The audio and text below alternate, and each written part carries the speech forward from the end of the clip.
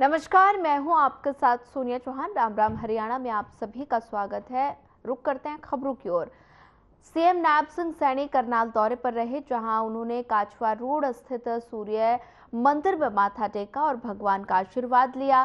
CM Saini ने मंदिर में पूजा अर्चना कर प्रदेश वासियों के लिए सुख समृद्धि की कामना भी की।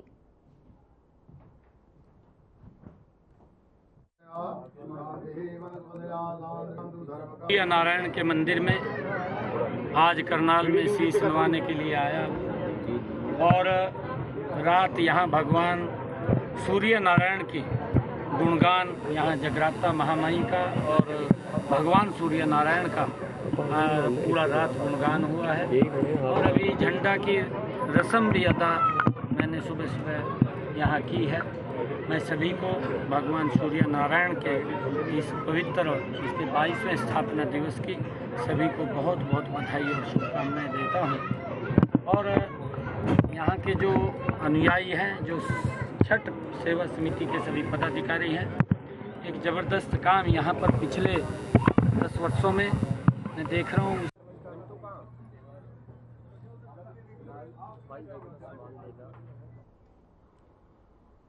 लोकसभा चुनाव को लेकर बड़ी खबर, अहम जानकारी। कांग्रेस के 2 उम्मीदवारों की सूची जारी। अमेठी रायबरेली से कांग्रेस की लिस्ट जारी। बड़ी खबर, अहम जानकारी। राहुल गांधी रायबरेली से लड़ेंगे चुनाव। केएल शर्मा अमेठी से चुनाव लड़ेंगे। प्रियंका गांधी नहीं लड़ेंगे चुनाव। राहुल गांधी आज भरेंगे नामांकन। बड़ी खबर, अहम जानकारी आपके टेलीविजन स्क्रीन पर। लोकसभा चुनाव को लेकर इस वक्त के बड़ी खबर, प्रियंका गांधी नहीं लड़ेंगे चुनाव। राहुल गांधी आज भरेंगे नामांकन। बड़ी खबर, राहुल गांधी रायबरेली से लड़ेंगे चुनाव। लोकसभा चुनाव को लेकर इस वक्त की बड़ी खबर, कांग्रेस के 2 उम्मीदवारों की सूची जारी।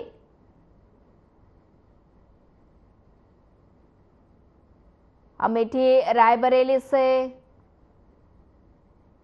कांग्रेस ने 2 उम्मीदवारों की सूची जारी की है। और साथ ही बता दें कि अमेठी रायबरेली से कांग्रेस की लिस्ट जारी हुई है और वहीं प्रियंका गांधी चुनाव नहीं लड़ेंगी।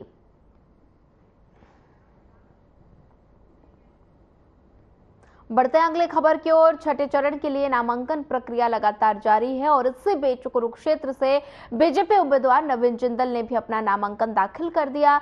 नामांकन दाखिल करने के दौरान सीएम नायब सैनी समेत दूसरे नेता भी साथ में मौजूद रहे। और बता दें कि छठे चरण के लिए नामांकन 29 अप्रैल से नामांकन शुरू हुए थे और जो 6 मई तक होंगे।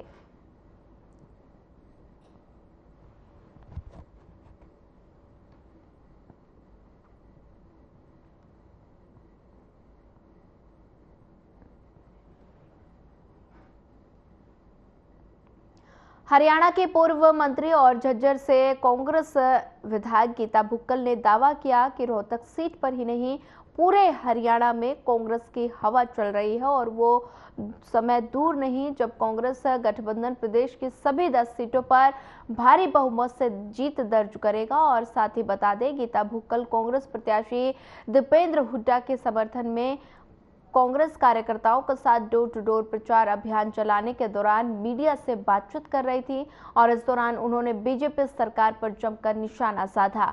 उन्होंने कहा कि हरियाणा के युवाओं को बेरोजगारी के गर्त में धकेलने का काम बीजेपी सरकार ने किया है।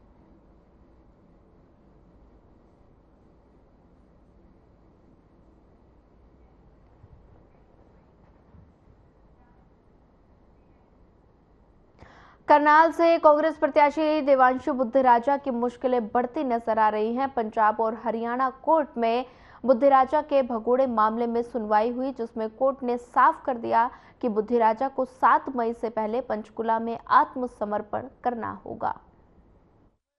लंच से पहले तो बहस सुन के जस्टिस साहब ने डिसमिस कर दी थी उसकी पिटीशन, लेकिन लंच के बाद उनके वकील साहब ने रिक्वेस्ट की, जी मैं सरेंडर करने को तैयार हूँ, तो मेरी पिटीशन मेरिट पे सुनी जाए 7, तो इसलिए जज साहब ने 7 तारीख लगा दी उसकी पिटीशन में। क्या मामला था सर ये पूरा, किस चीज़ को लेकर? असल में उसमें क्या था, वो 30/7/2022 को उनके नॉन बेलेबल वारंट हो गए थे क्योंकि वो कोर्ट में पेश नहीं हो रहे थे। तो वो 30/7/2022 वाला ऑर्डर उन्होंने 22/11/2023 को इस माननीय उच्च न्यायालय में दायर की थी, उसके खिलाफ पिटीशन जो डिसमिस हो गई थी उसी दिन। कोर्ट ने उनको कहा कि आप सरेंडर कीजिए, वो उन्होंने सरेंडर नहीं किया।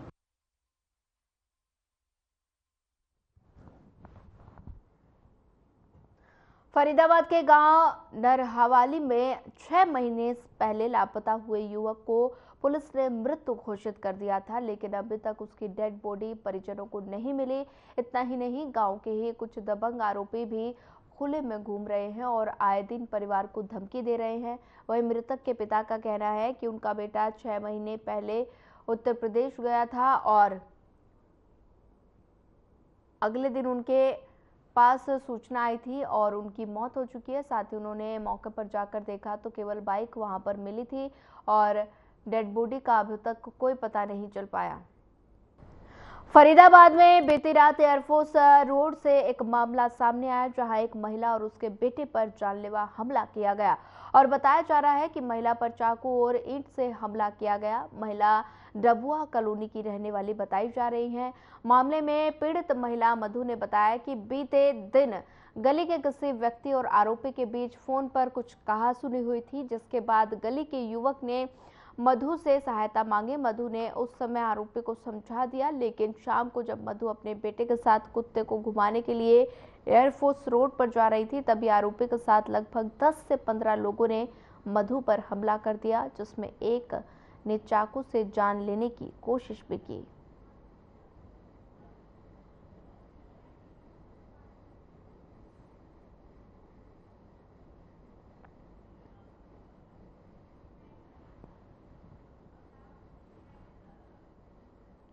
अगली खबर पृथला के गांव सहराला से है, जहां दिल दहला देने वाला मामला सामने आया। वहीं आपको बता दें कि जीजा ने अपने ही साले को चाकू से मारकर उसे मौत के घाट उतार दिया। जानकारी के मुताबिक पत्नी अपने पति से परेशान होकर मायके आई हुई थी, जिसके बाद पति अपने पत्नी को लेने के लिए आया था, लेकिन वही घर वालों ने पत्नी को भेजने से मना कर दिया, जिसके बाद पति ने ये कदम उठाया। रीना, जो मृतक है वो क्या लगता है आपको? भाई। क्या हुआ उनके साथ, कैसे हत्या हुई उनकी? मेरे पति ने चाकू मारा था। क्यों मार दिया, क्या बात थी? वो मेरा झगड़ा हो गया 2 दिन पहले, वो रिश्ता चला गया था। रात भाई को देखने के लिए आया था, झटक के ना धक करे ना बहाने से आया धोखे से। उसके भाई भैया छोड़ के गए थे पुल पे, मैं टॉयलेट करने के लिए चली गई, मेरा भाई अंदर चले गया, फिर उसने पीछे से आकर चक्कू गला काट दिया मेरे भाई का। आपके हस्बैंड ने? हाँ। बस इतनी सी बात के ऊपर हाँ। चक्कू मार दिया? इससे पहले कोई झगड़ा हुआ था उन दोनों के बीच में? नहीं नहीं। अच्छा, तो फिलहाल क्या चाहते हैं आप लोग? इंसाफ। इंसाफ चाहते हैं, कार्रवाई होनी चाहिए। कार्रवाई होनी चाहिए, मेरे भाई को इंसाफ मिलना चाहिए। राममती है। राममती जी, क्या हुआ? आपके बेटे का नाम क्या था, कितनी उम्र थी और कैसे हत्या हुई? मेरे बेटा की 27 साल उम्र है। नाम क्या था? कुसुमपाल।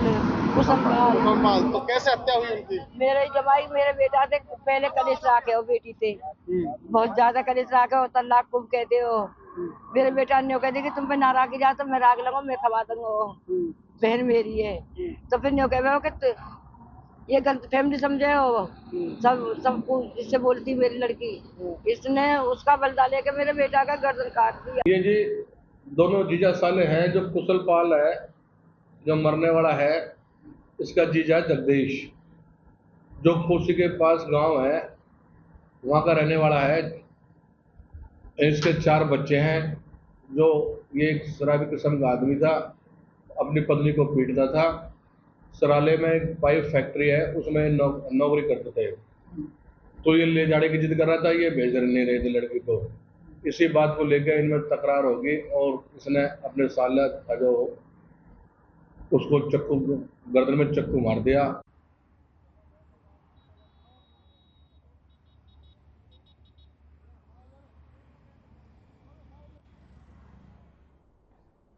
हरियाणा स्कूल शिक्षा विभाग ने सभी सरकारी और गैर सरकारी स्कूलों के मुखियाओं को निर्देश जारी किए और स्कूल के आसपास कोई भी संदेहजनक वस्तु या गतिविधि होने का आभास होने पर उसकी सूचना तुरंत डायल 112 पर कॉल कर संबंधित पुलिस अधिकारी को दें। और इसके साथ ही स्कूल के बस चालकों को भी हिदायत दी गई कि बसों में स्कूल आने जाने वाले सभी विद्यार्थियों को स्कूल परिसर के अंदर ही बम में चढ़ाया और बस में चढ़ाया जाए। और इसे लेकर बता दें कि शिक्षा विभाग ने सभी जिला शिक्षा अधिकारियों और जिला मौलिक शिक्षा अधिकारियों को निर्देश जारी कर दिए हैं।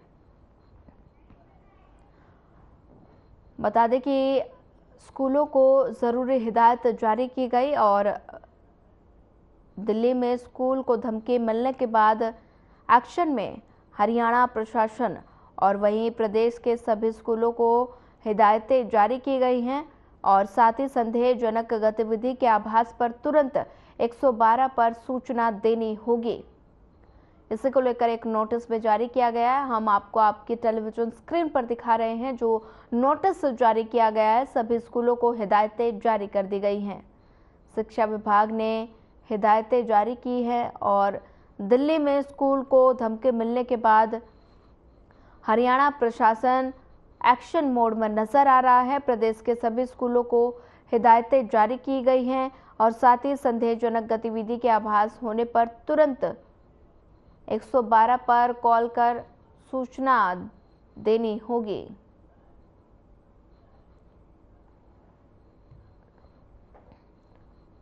शिक्षा विभाग ने हिदायतें जारी की हैं और साथ ही सुरक्षा को लेकर निर्देश दिए गए हैं।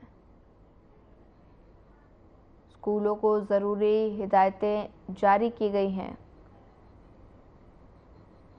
दिल्ली में स्कूलों को धमकी मिलने के बाद एक्शन में हरियाणा स्कूल प्रशासन। बहादुरगढ़ में जूते चप्पल बनाने वाले 2 फैक्ट्रियों में आग लग गई और आग लगने से फैक्ट्री के अंदर रखा लाखों रुपए का सामान जलकर राख हो गया। आग लगने की सूचना मिलते ही फायर ब्रिगेड की 5 गाड़ियां मौके पर पहुंची। Fire brigade officer Ravindra Kumar ने बताया कि फायर ब्रिगेड के कर्मचारियों ने करीब 1 घंटे कड़ी मशक्कत के बाद फैक्ट्री में लगी आग पर काबू पा लिया, लेकिन दूसरी फैक्ट्री में अभी भी भीषण आग लगी हुई है।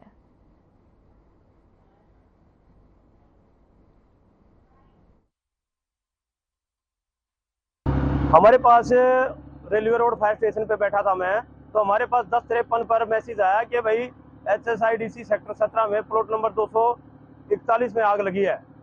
तो साथ के साथ एक मैसेज हो रहा है कि जी 218 में भी आग लगी है, दो फैक्ट्रियों में आग लगी है।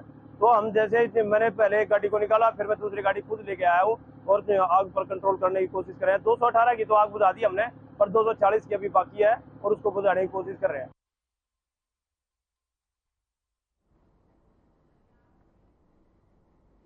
अंबाला में ओसीजी ग्रुप की शराब फैक्ट्री के 2 एंथोल टैंकों में आग लग गई और इसके बाद अंबाला और आसपास के इलाकों में दमकल विभाग की गाड़ियां मौके पर बुलाई गई और आग पर काबू पाने की कोशिशें शुरू की गई, लेकिन टैंकों की ऊंचाई ज्यादा होने की वजह से आग बुझाने में दमकल को काफी दिक्कतें आई और हालांकि आग पर अभी तक काबू नहीं पाया जा सका, लेकिन आग पर काबू पाने की कोशिशें फिलहाल जारी है।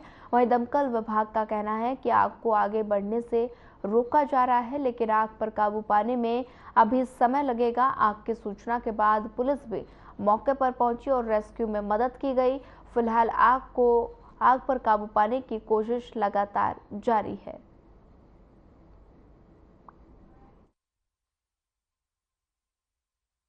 नौ बजे हमें सूचना मिली कि हमारे जटवाड़ में ओसीएस फैक्ट्री है जिसमें शराब बनती है, वहाँ पे आग लगी थी, जिसमें हम मौके पे पहुँचे हैं और हमने कंट्रोल रूम को सूचित किया और फायर ब्रिगेड को मौके पे बुलवाया, जिसमें 5 गाड़ियाँ फायर ब्रिगेड की आग बुझाने में लगी हुई है और किसी की जान की कोई ऐसी अभी कोई हानि नहीं है, अभी सुरक्षित है यहाँ पे लोग।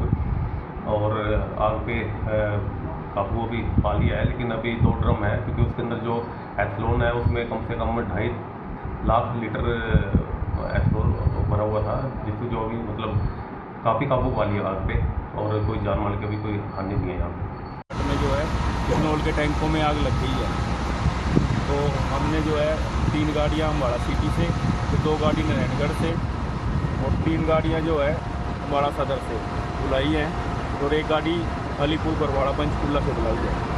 2 घंटे से कड़ी मशक्कत कर रहे हैं आग बुझाने के लिए, क्योंकि फोम के टैंक ज़्यादा, ये जो इथनॉल के टैंक हैं ये ऊंचे हैं काफ़ी, होम प्रॉपर तरीके से गया जा नहीं रहा है। धीरे धीरे जो है आसपास के टैंक भी बचाने हैं और ये आग भी बुझानी है, तो टाइम लगेगा, इसमें समय लगेगा अभी आग बुझा।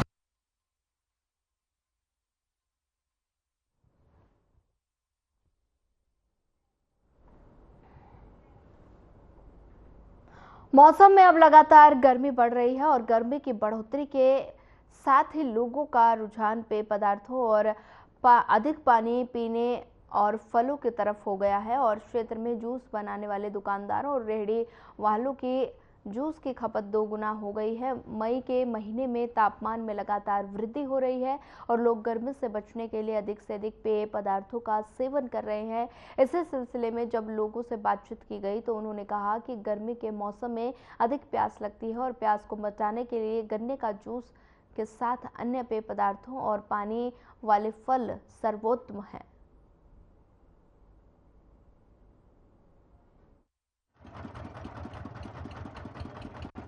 किस प्रकार की बिक्री हो रही है आपको गर्मी के कारण? बहुत अच्छी बिक्री हो रही है।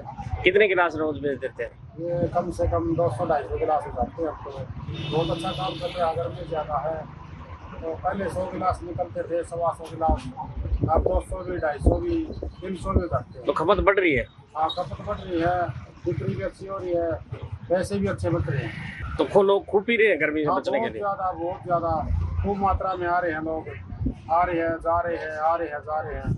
गन्ने का जूस मैं तो रोजाना पीता हूँ। गन्ने का जूस सस्ता है और स्वास्थ्य के लिए आजकल गर्मी ज़्यादा बढ़ी हुई है, इसलिए रोजाना गन्ने का जूस पीना चाहिए और कम पैसे में गन्ने का जूस हर आदमी को प्राप्त हो जाए। तो इससे काफी फायदा मिल रहा है आपको?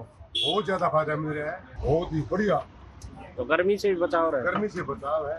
पुदीना पानी बेच रहे हैं और जूस बेच रहे हैं। ये गर्मी के लिए ठंडा है और खपत ज्यादा लगने लगी है, पब्लिक बहुत ज्यादा आ रही है। कितने गिलास सब खपत हो जाती है? 200 गिलास है, डेली बेस के जाते हैं इसके में नींबू पुदीना के और 100-150 गिलास देते हैं। तो लोग खूब गर्मी से बचने के लिए खूब पी रहे हैं? हाँ, गर्मी से बचने के लिए खूब पीते हैं।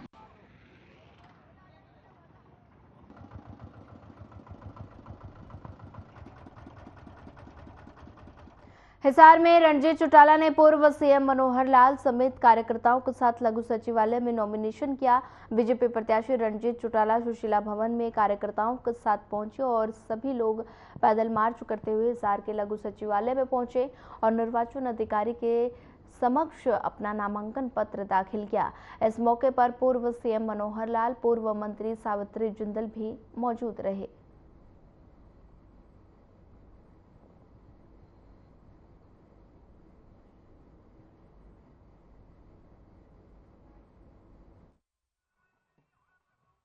एक बात देखते हैं, आज भारत चीन सीमा पे पाकिस्तान एक तरफ है और देश को बड़ी मजबूत सेना की आज आवश्यकता है, जो हम गाजा में देख रहे हैं, दूसरी जगह देख रहे हैं। आप मुझे एक बता दो, हमारे प्राइम मिनिस्टर ने अब वहाँ सब जगह नए हथियार दिए हैं। 0- टेम्परेचर में हमारे फौजी अपने बढ़िया हथियार लेके बैठे हैं, वो खुश है, उनके बच्चे घर में खुश हैं।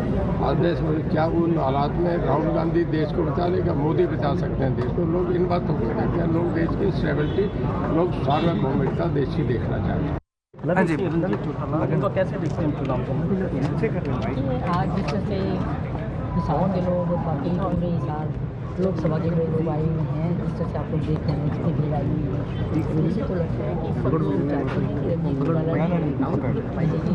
प्रत्याशी है वो जीते और सब लोग उनका अपना प्यार देने के लिए आज इतने इकट्ठे हुए हैं भारी संख्या में। कुरुक्षेत्र में क्या मानते हैं? वहाँ भी कह रहे हैं कि कड़ा मुकाबला होता जा रहा है नवीन जिंदल के साथ। क्योंकि जैसा भी पूर्व मुख्यमंत्री जी ने कहा कि जहाँ लोग होंगे वहाँ मुकाबला तो होगा, तो मुकाबला है। लेकिन बीजेपी का बहुत अच्छा चल रहा है वहाँ और नवीन ने खुद बहुत अच्छे काम किए हुए हैं। 10 साल पहले, 10 साल बीच में नहीं थे, लेकिन 10 साल पहले उन्होंने बहुत अच्छे काम किए हैं। लोग उनके काम को देखकर फिर से उनको याद कर रहे हैं।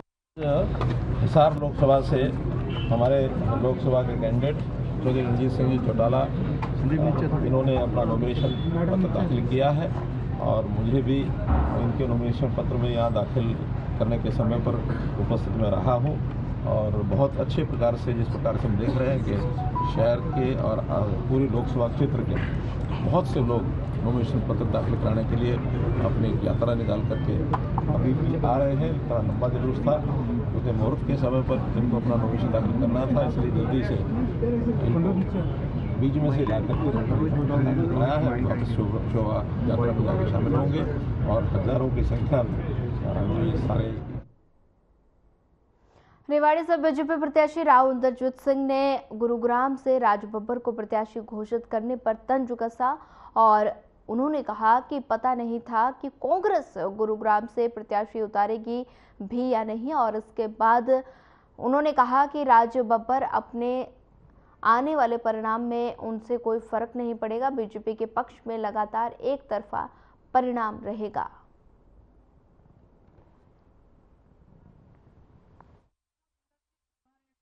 देखो, आज का प्रोग्राम थोड़ा लेट चल रहा है, लेकिन यहाँ पर कसौला चौक के ऊपर हमने जो प्रोग्राम किया है, बीसीओ गांव के लोग यहाँ पे आए हैं, बीसीओ गांव की पगड़ी यहाँ पर आई है और सबने 36 बिरादरी के लोगों ने आश्वस्त कराया है कि इस बार पिछले साल की निस्बत, पिछले इलेक्शन की निस्बत ज़्यादा वोटों से आपको यहाँ से जिताएंगे।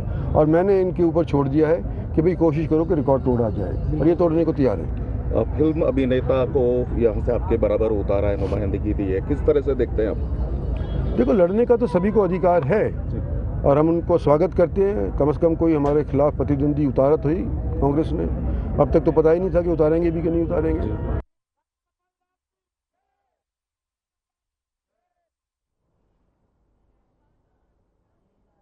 लोकसभा चुनाव को लेकर सभी पार्टियां एक्टिव मूड में हैं, तो वहीं चुनाव के लिए प्रत्याशियों ने नामांकन दाखिल करना शुरू कर दिया।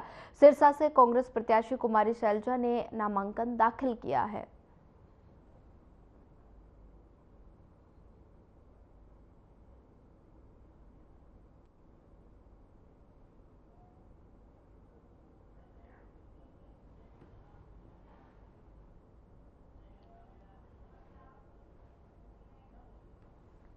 अगली खबर झज्जर से है, जहां सांसद दीपेंद्र हुड्डा ने आज बादली हलके के कई गांव में चुनाव प्रचार किया और साथ ही कांग्रेस के पक्ष में मतदान करने की अपील की। उन्होंने कहा कि करीब 19 सालों के कार्यकाल में लोगों ने उनका काम भी देखा, उनका आचरण भी देखा। साथ ही उन्होंने हरियाणा को स्वास्थ्य सेवा, शिक्षा का हब बनाने के लिए बाड़सा एम्स 2 में और ऐसे कई काम पूरे करवाकर इन्हें शुरू भी करा दिया। जहां लेकिन 2014 में सरकार बदलने के बाद बीजेपी सरकार ने बाड़सा एम्स 2 से बचे हुए 10 संस्थानों के काम में रोड़ा अटका दिया। फर्क ये है, देखो फर्क ये है, अपने इलाके में राज का इतना फर्क है। मुख्यमंत्री रहे खट्टर साहब 10 साल में एक दिन आए बादली, पिछली 5 साल में दोबारा आए नहीं। 10 साल बड़ा लंबा समय होता है किसी के जीवन में। मुख्यमंत्री रहे आए नहीं और अब करनाल से लड़ रहे हैं, आप उलाना भी देने जाओ तो कहां जाओ 10 साल में। और हमारी भी सरकार है, हुड्डा साहब 10 साल मुख्यमंत्री रहे। हुड्डा साहब तो एक हफ्ते में एक बार आया करते और मैं समझता हूं मैं तो हर रोज आपके बीच में रहता था। ये एक फर्क है।